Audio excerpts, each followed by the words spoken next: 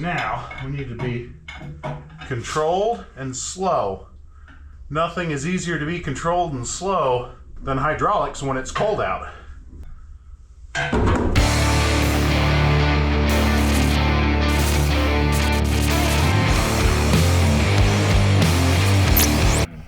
Welcome to the shop. I'm Jared, and this is the Questionable Garage, and this is my 1971 Ford Econoline 200 Super Van.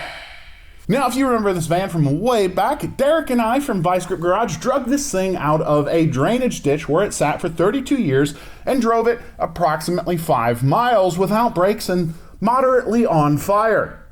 Then I cleaned it all up, and it's just kind of been sitting around, which bugs me. I hate when cars just sit around. So I decided in the last episode we were going to do a quick and easy revival after the revival. We're going to get this thing roadworthy. We're going to get the brakes working, get the engine running just a little bit better, and then send it down the road. And as project cars tend to do, the engine totally let go. It started to smoke very violently. As it turns out, its head gasket has gone bad. And what I mean by that is it just was puffing like a stovepipe. We lost compression on 3 cylinders. Turns out, sitting in a gully, not running for 32 years, it's not good for your combustion chamber's integrity. So we yanked that engine out. We decided to start doing some rust repair and introduce the new engine. So in today's episode, we're gonna work into that Ford 300, 60 extra cubic inches of torque and a little bit of power, mostly torque, by all that cubic inches, and get that thing sealed up, painted, and hopefully in and running today. That's what I'm hoping, but project cars, let's see what's in store for us. If it's like what any other Ford does to me, it's a lot of heartache and pain and sorrow. Now, before we get too much further along with the engine for this Ford, let me tell you about today's sponsor, Morgan & Morgan. Have you or someone you know ever been involved in a car accident? It's something we hope that will never happen, but when it does, it feels like insurance companies are out for their bottom line and not at all for you. It's kind of like the time I was driving to work one day, someone ran a stop sign, I rear-ended them, I had dash cam footage, and the insurance company told me we had equal fault and them running a stop sign. When that happened, I kind of wish I had someone that had my best interest in mind and not just their bottom line. Here's the thing, dealing with insurance companies can feel like you're stepping into the ring with a heavyweight prize fighter and you've not even thrown a punch. That's where Morgan & Morgan comes in. They're not just any law firm, they're the biggest in the game for a reason. They'll fight against those insurance companies that would rather pay out as little as possible. Now, if you are ever in a car accident, there's 4 things you should do. First, make sure you're okay. Second, get a police report. It's crucial to have it documented. Third, you should notify your insurance company. And fourth, get legal representation. And Morgan & Morgan has completely modernized that entire process. You can do it all right from your phone. In just a few clicks, you can submit case details, sign contracts, upload important case documents, and even text your attorney and legal team. It's never been easier to have someone in your corner. And the best part, it is completely free unless they win your case. Let me put it this way, Morgan & Morgan isn't playing games. They don't mess around. In just the past few months, they have won massive verdicts, like $12 million in Florida, 34 times higher than the insurance top offer, or $26 million in Philadelphia, 40 times higher than insurance's greatest offer. Results like that don't happen by accident. With Morgan & Morgan, you're not just getting a lawyer, you're getting a full team. Lawyers, paralegals, investigators, and case specialists, all working to maximize your settlement. So if you're ever in need, don't do it alone. You can check them out for more details at tryforthepeople.com/questionablegarage or call 844-263-7798 from your phone to get started. And remember, it is totally free unless you win. So you've got nothing to lose. Now, let's get back to getting this Ford running. Well, let's get this 300 torn apart so we can clean it up and put it back together. We're gonna do more than just the fabled Craigslist rebuild. We're not just gonna clean and bomb this like with fresh paint like we did the whole underside of the van. We are gonna re-gasket everything. I do wanna go ahead and pull the cylinder head off. somewhat common for them to lose a head gasket, and well, a gasket kit for a Ford 300 was a very painful $68. Everything. Now it's not bearings, pistons, you know, like I think a master rebuild kit was like $200 for this engine. Turns out when you make millions of something, service parts end up being a little bit cheaper. So we got the Felpro gasket. We do need to change this water pump. The other reason I did want to look at the head gasket is water pump bearing shot. So we're going to use pulleys and almost intake, valve cover, because it's a little different off of that motor. I don't want to just chunk these, or maybe I should. Crunchy. I'm liking that one. Isn't it kind of frustrating sometimes? Projects just go out of control, but we're trying not to let this one go too crazy. But we're just trying to make this a good runner of a van. And this thing's already sad enough. Hammer. So it'd be nice to just get this back together and running.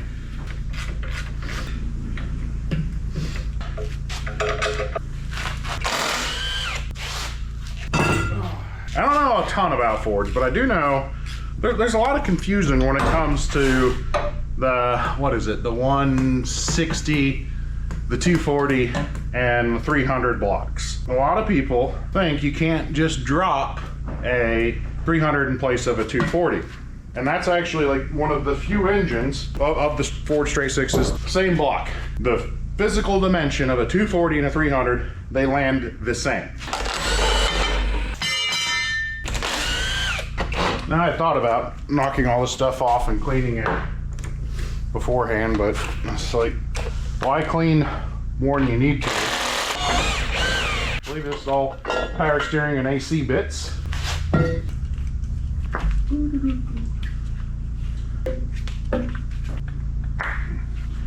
This looks like it got a valve cover gasket somewhat recently. It's not too filthy.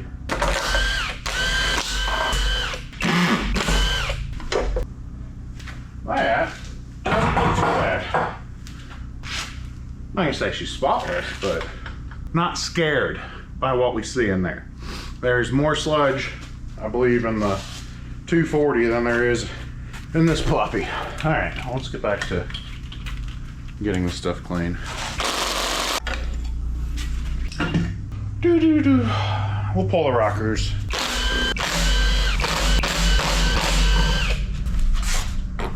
I wonder if in fact this wasn't just pulled for a V8. They thought it was a bad engine and it was a bent push rod. We'll know everything really quick, and maybe the EFI 300 ends up coming over. Bad fuel pump. Ow, that kind of hurt. So here's your lifters. And that is a shot gasket.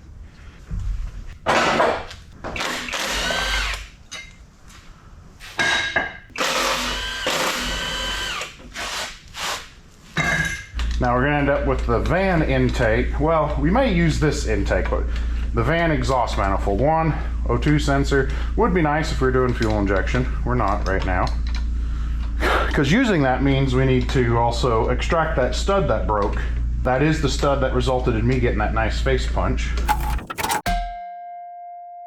I'm debating, again, this is where project creep happens. I'm debating running this down the street, the machine shop, and just saying, hey, can you just check this real quick? I guess what we can do is we can run our own straight, clean it, run our own straight edge, and visually check for cracks. I've got a really good machine shop, but the really good machine shops are backed up forever. When you have a good relationship with your machine shop, you get a couple, hey, do you think you can squeeze this in for me? But you only get a couple of them. And nothing against Ford Van here. I don't really want to burn up favors for it. Also, that doesn't belong there. I don't think. What the? Is that like some chrome trim off a truck? It definitely doesn't go in the engine. I guess while you're here, remember I said a bent push rod? So you can squeeze two together and they look good. The other thing you can do is roll them. See how it doesn't really roll?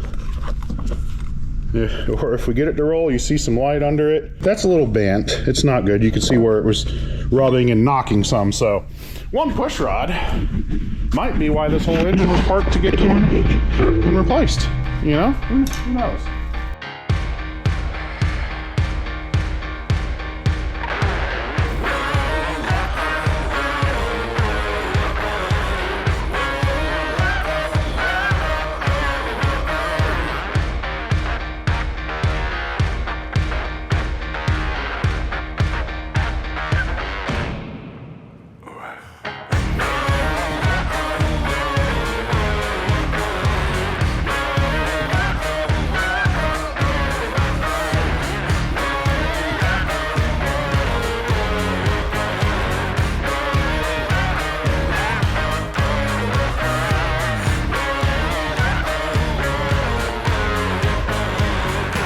Well, let's get you caught up from all of that GoPro footage and the time lapses so you can kind of see what we got going on. If you hear that familiar high-pitched sound, some of you picked that up. It's impressive. We got our ultrasonic going and cleaning. We're cleaning our rockers and our lifters. Now, if you saw in the video, the lifters, I had to fight to get them up and out of our bores here. They were stuck. Now, that had me mildly worried that we could potentially be dealing with a killed cam. So if you wipe a cam lobe or a lifter, what happens is the bottom of it will mushroom out and will no longer go up through that bore. We weren't dealing with that. We were just dealing with very dirty lifters that were stuck. So here's a lifter. Let me turn around so I can see and make sure I'm showing you the right stuff here. So this is a flat tappet. Notice how it's flat. LS's and most modern engines are rollers, where you'll actually have a roller and a bearing down here, but this is flat tappet, hydraulic lash, so it uses oil pressure, and there's a small spring, and this is a variable height inside there to control your adjustment. So when you look at the bottom of these, this is seeing a very minor pitting. Actually, all in all, looks pretty good. The big thing you need to look for is this indented? Is it tulipped? And then you check your outside diameter to make sure this hasn't started to break down. So one reason, again, we're not super worried about how hard they were to come out. Also, if you're reusing things, they have to go back where they came out. They have to be in the same spot. So I'm keeping everything organized front to back. So this, you can see, that is oil and grime down at the bottom, and that's what was sticking everything so bad. And look, that's the beauty of the ultrasonic. You see those parts, and you see those parts. Literally all I've done is dropped them in that magical little box and let them run for a bit. Also, we have block surface clean. Everything is really good to go here. Again, we measured almost no variance at all. We ran a thread chase down each hole. Most of the grime knocked off the block. We are going to get that partially reassembled before painting. I was trying to decide if I was going to paint everything apart, and I'm like, no, I'm going to do it like the factory. We're going to get all our tins, we're going to get all put together, and then just bomb it with paint. And speaking of tins, we got these cleaned inside and out, pretty much ready to go. Right back in there, waiting for the call from our machine shop that the head is done. I need to check and see if I've got the gaskets to get that adapter on there. You know, there's the jokes about Craigslist rebuilds, and this is the Craigslist rebuild. We are actually going to a level that is making this better than just putting paint on it. Fully regasketed, head off, we're cleaning stuff, inspecting it. We know it's gonna be as good as it possibly can be without putting pistons, rings, and bearings in it, which there's no reason to. The piston tolerance to blah, everything feels good. We got crosshatch still, so we're just gonna clean it up, put it in, and make this van hopefully run and drive a whole lot better.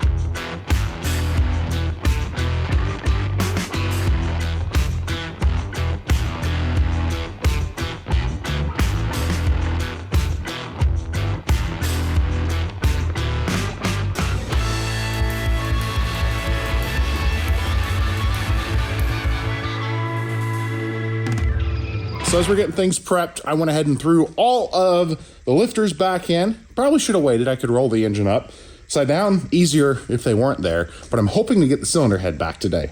We'll see if we can get it back painted in the truck. I don't know. But to do that, we had to get the oil filter adapter swapped over. Well, we got the oil filter off, and then the threaded adapter just would not come off. So I got the extractor. That and some heat did finally get this thing to come out for us. But then I had a small moment of panic because this is the bolt that holds the 90-degree adapter on. And that doesn't match too well. So I quit being dumb and I went over to the 240, and yes, there's an adapter. So, ow. Don't punch the engine blindly. So we'll be able to put this on now, get that tightened up where it belongs. We can get our 90-degree adapter back in place. We'll probably start on the front cover. I'm anxiously waiting for the call because I was gonna paint everything apart, and now I'm back on we'll just paint it all together as one piece. That's how it was done originally.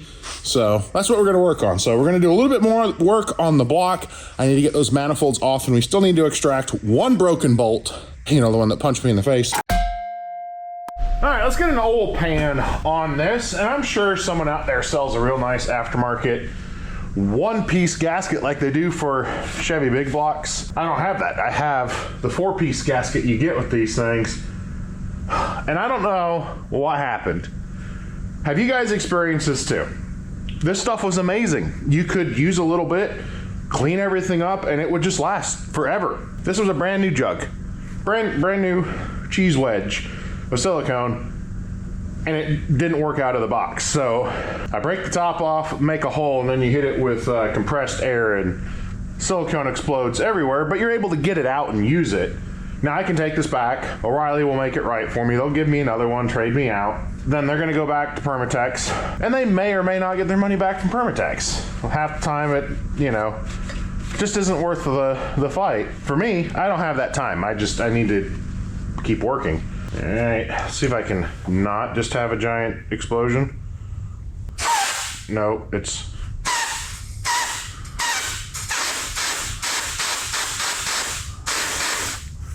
There we go. First time I hit it, I literally just launched silicone across the shop. We get this sealed. I'm still waiting for the phone call on my cylinder head. I'm less worried about making it all pretty and showy and more interested in trying to make it not leaky. Nothing about this is show truck. We're trying to make a driving truck. So we don't need Pyrenees fur. On in there. That's the other thing I don't get about some of these old vehicles. Do they just want to sit out there and rot and be done? Is that why they fight so much? They're like, no. I had a nice little spot picked out in the woods, and you came along and you're taking it from me. All right. We are almost, once we bolt on our good old oil pan here, we're just stuck on waiting for a phone call. We can fix the intake manifold, and then I need to bolt the head on, get it together, and then boom, bomb it with paint. Hoping I can get one bolt in and then take the pinning bolts out. Come on, maybe not. Seemed like a good idea. We got van motor mounts, van oil pump pickup, we got van oil filter adapter. Also need oil filter, oil, spark plugs, the pickup for the fuel tank still, that's not turned up. Also, I need to modify the original truck dipstick to act as a plug for our pickup or our dipstick, because again, the van one comes in and out of the oil pan. Truck came out of the block, and that block doesn't even have a dummy plugger of any kind for it. It just zero provision for any type of dipstick. in the block. That's one little thing to address. Come on. Bolt these down and we got an oil pan. And finger snap, zip zips.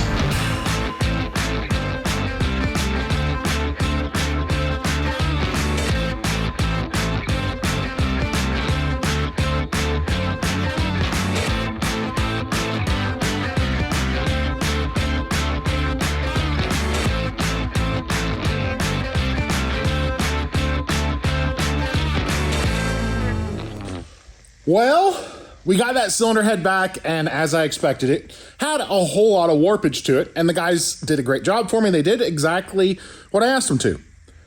Make sure there weren't cracks, and get it flat for me. I should have added a pressure test, because I broke it down, and our seats are not looking the best. So the way these work is your valve will sit against this seat, and that's what makes your seal. You have multi-angle valve jobs where you'll actually have 3 different angles, 5 different angles, because no matter what, you're not necessarily getting a perfect seal. It's metal on metal with no gaskets. But by having multiple angles, you're able to actually create a good seal. That's not what this is. This is just your bog standard, boring, old domestic engine thing. So we need to work on that. So I'm going to show you the wrong way to do the right thing. We're gonna just try a quick lapping of these the worst looking valves and see if we can get them looking better. If not, it's back to the machine shop. Also, these have good old fashioned umbrella seals for your valve stem seals.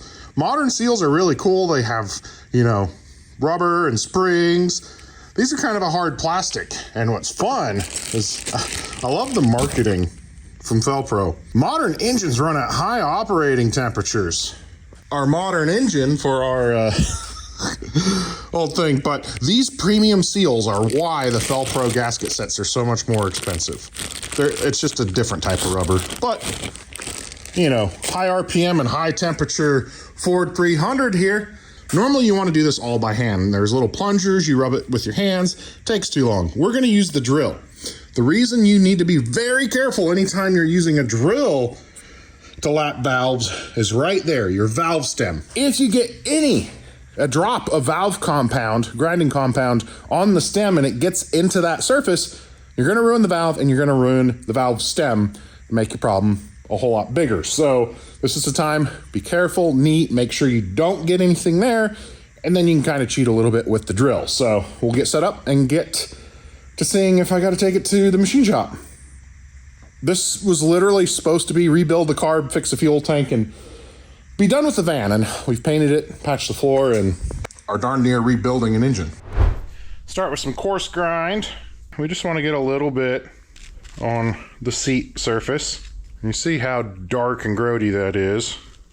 And again, none on your stem. You need to be very hygienic about that. And you hear that sound. That's the grit. That's everything doing what it's supposed to.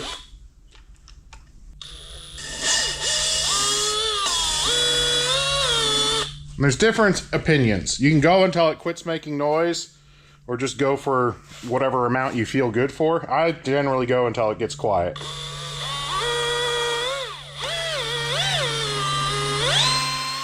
All right, let's see how that looks after one round. Because we need both the valve to look happier and the seat to look happier. Well, dang it.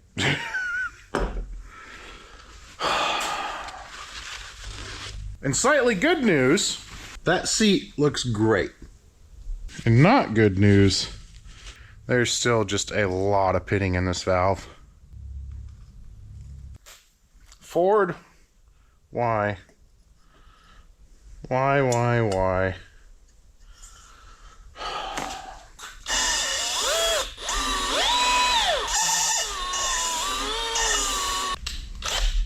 Come on, baby. Let's look good. This means it's going to take a lot more time, but that's okay. Us spending a bunch of time in one evening is a little less time than a machine shop will take. Man. Now, that level of pitting, that might be a smidge beyond lapping compound. Because the problem we're going to start running into as I keep working this down, like I'm also taking from the seat.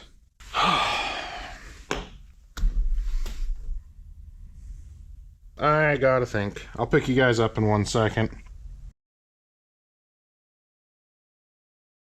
I don't feel comfortable putting it together with valves like that. So I ran down to the machine shop, and again, he was the same opinion that they probably would be okay. He'd run it in his own stuff. If you're selling it, you should probably make it a little better. So, not that I have any time for it or budget, but we're gonna take it down. He's gonna face the valves, double check the seats. I may be able to then just lap refaced valves into the seats and be good to go without the pits. Or he's gonna look at it and decide it needs a valve job. So here we are, going back to the machine shop, and hopefully we can do a clock wipe and be reassembling this sooner than later, because I'm out of time. Dwayne needs the footage. I need the van out of here because I've got Toyotas and Tri-Hards and other things to be working on right now. But alas, we are Ford vanning. I hope it's worth it. Sometimes things go unexpected. I managed to pull back in at the exact moment they had half a second of free time. Machine shops really don't have free time. And the guys at Cleveland Machine squeezed me in. Squaz me is not a word. Excuse me. That's what you say after you squaz. They squeezed me in and just refaced all the valves for me. I'm going to lap in the seats because the seats I did go ahead and do some lapping on were looking good, and he agreed. No problems there. So he matched the angle, put a new face on the valves. That is going to look a whole lot better. So I'm going to clean the stems, make sure they're good, because while they were doing the quick lap, they could have picked up a little bit of their abrasive compound. So we're going to clean them, get them in position, and then do a fine lap and put the heads back together. I'm back on schedule. Look how much better that all looks. I feel a little bit better about possibly selling that.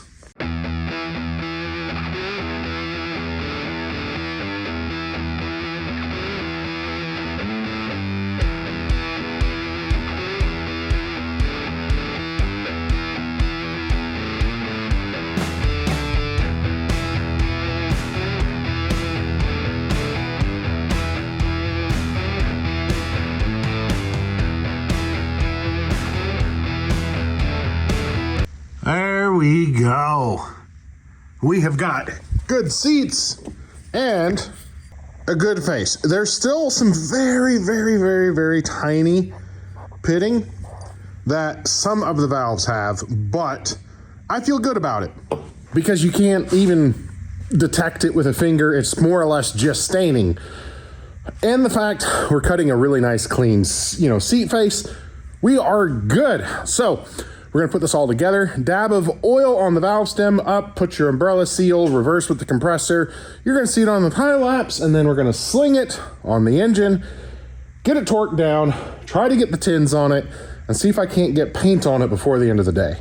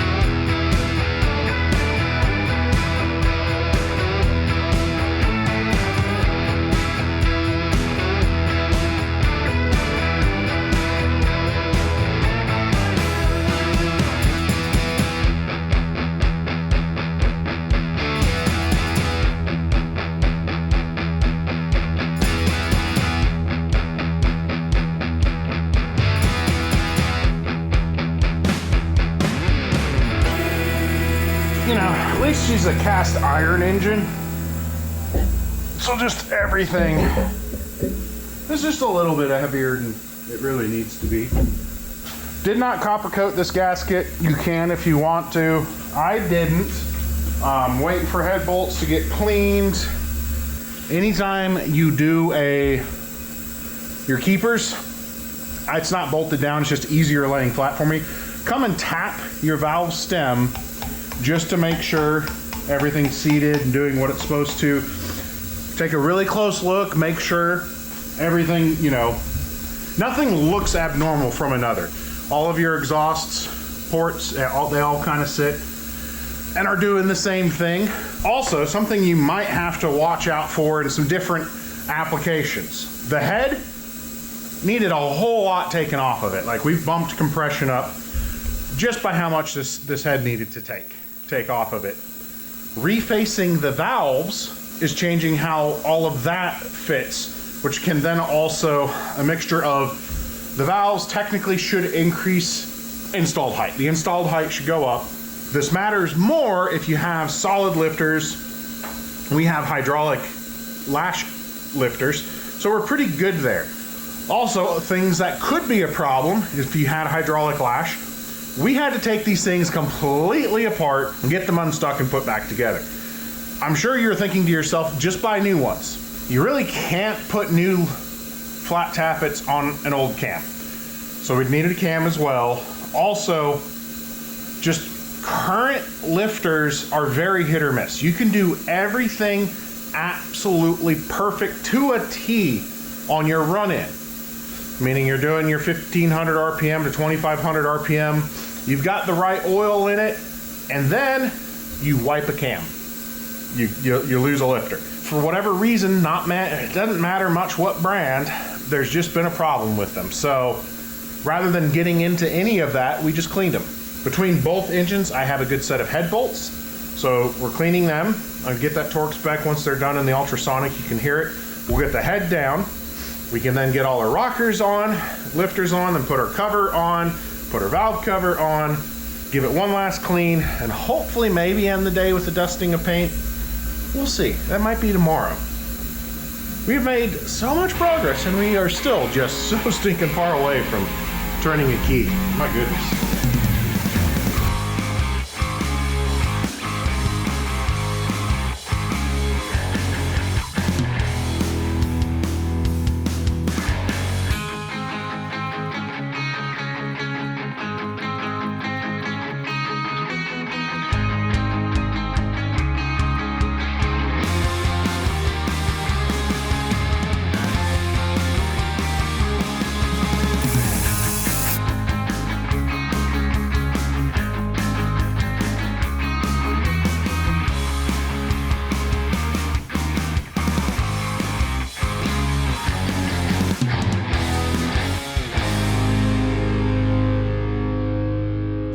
All right, you ready for old blue to get slightly less old blue? I don't know, what should we call the Craigslist rebuilt 300? Now, this isn't quite your normal Craigslist rebuild. The mythical Craigslist rebuilds are if we only painted it, but we put gaskets on it, rework that cylinder head. So, it actually has some newness about it. It's not just, made to look pretty and new. Come on, whoop.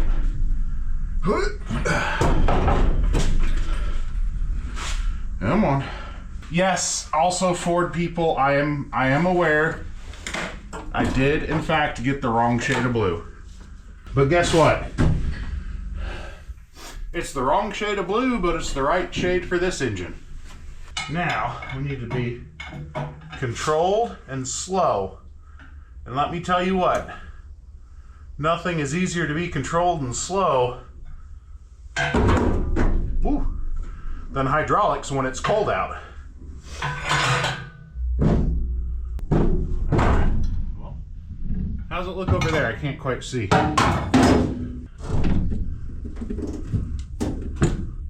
Hopefully not gonna fall through. I didn't find the nut and bolt and get that on there.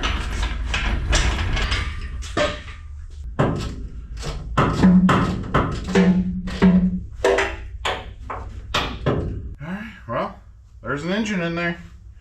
Do you guys want to see something really cool? I mean, you did literally just see it go in on the GoPros and I was talking to you, but look at this. We have a big block, straight 6 in our E200. The 300 drops right in. We've got the motor mounts bolted down and the wrong but right Ford blue on it. We have made a tremendous amount of progress. But sometimes you get stuck. I am still waiting on a couple small parts. I'm bummed I don't have them yet, but we have made a lot of progress. We got that 300 stripped down, cleaned up. We refinished that cylinder head. The Cleveland machine helped us out, resurfacing it and cutting some new faces on those valves so we can do everything right. We're not trying to skip too many corners. Now, obviously, just bombing the paint on it with it bolted together, we could have done it cleaner, but that is very close to how the factory would have done it. We are getting this thing really close to hopefully running correctly. I hope we can get that fuel tank in there, we get the transmission back together and have this thing running like a top, ready for a new home. I don't want to edit and hide things and make it look like it's always picture perfect, because even here, we got to fight. I'm working like you guys. You're going to run into a lot of problems. You're going to get stuck. Sometimes a lot. And it is frustrating. And it can be discouraging on a project. But let me tell you what. Even if you get out there and you only put 2 bolts on your car, on your project, your truck, whatever you're working on, you take 2 small, tiny little steps that may seem super insignificant in the grand scheme of things. That's 2 more steps closer to that finish line. So even when you're discouraged on a project, even when things just feel like they're fighting you and there is no hope, push ahead a little bit. It's because those are steps you're gonna have to take eventually. So we've got a big win. We have 60 extra cubic inches in our van. I have had a couple of you reached out because, again, I have made it clear this isn't a long-term questionable project car. It's a cool van and I am grateful to have saved it, but I am not true and blue a Ford guy. And I know there are a lot of you out there that have connections to an Econoline. So send me an email and I'm just going to go down the list. Date of you guys emailing me. That's how there's going to be an order, Jared at the Questionable Garage. And I'm going to work my way through it all. Let you know when it's all together, what I realistically am going to need for it. Try to make it as affordable for everyone as possible. And for me to lose the least amount of money as possible. So that way, one of you Ford nuts can give it a forever home. That's going to do it for today. My back is tired of heavy cast iron things. Need to give it a little break. We got a lot more heavy cast iron things to go. The transmission to get in it, but thanks to Scotty, I've got a transmission jack, so it makes it a little bit easier on the back. I'm excited to hear this thing come back to life, be able to run and drive and do things that it's supposed to do. And man, we're so much closer. So I'm gonna get this thing back on the lift and try to clean up my floors. It has made a catastrophic mess of my shop. And I'm tired of it being so messy. So we're going to try to get things cleaned up a little bit and on to the next thing, which is making this run. I'm rambling. I'm Jared, reminding you guys to always make questionable choices. And just because it's technically the wrong color, if it's already on the engine, it's the right color for your project. We'll see you next time.